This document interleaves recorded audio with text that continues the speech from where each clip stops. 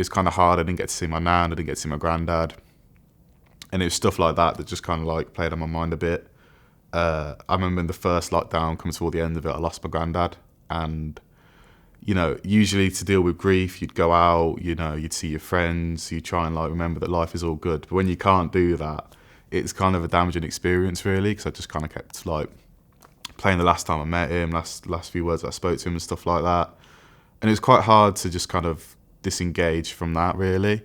And I think lockdown, any bad thing that's on your mind is just amplified so much because you just can't stop thinking about it.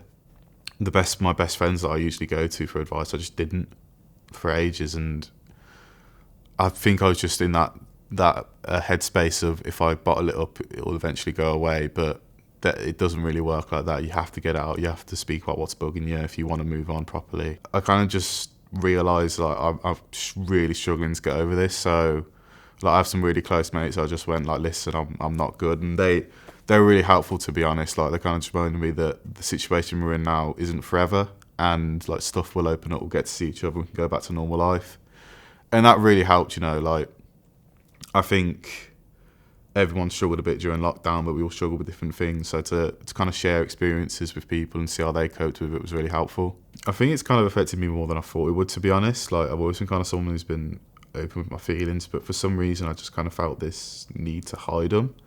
Like the friends I have that are girls, like they're just so open with it, and there's a lot of envy them, because for me to kind of speak about my feelings, it takes a lot of trust, it takes a lot of thought, really. And you know, I wish I was that kind of person who could just kind of like open up about it, feel better, but I'm not. I'm someone that needs to kind of think about it and think about who I'm telling. And I think a lot of that is to do with this stupid kind of stereotype that, you know, men can hide their feelings and be all right, and it's just not true. Like we need to open up as much as anyone else does. And yeah, I kind of think when I finally opened up to people about that I kind of wasn't that well during the first and third lockdown, I felt so much better, and the only kind of thought I had was, why didn't I do that earlier? And I think at the end of the day, the best thing I ever did was open up to my mates during the 2 lockdowns, because they were horrible for everyone, really. And when I opened up to them, they naturally opened up to me, and it was just this really nice conversation about how